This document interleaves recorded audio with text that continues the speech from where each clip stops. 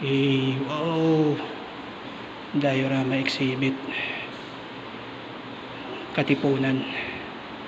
So parang ito yung sigaw sa Balintawak.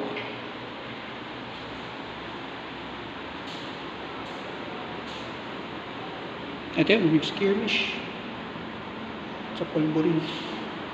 So parang bagong ano pala to. Hindi ko pa nakikita ito eh.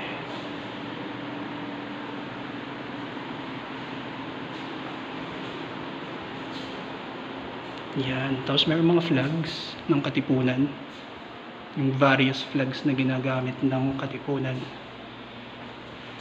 Pinaka-paborito ko, Bungonil Llanera.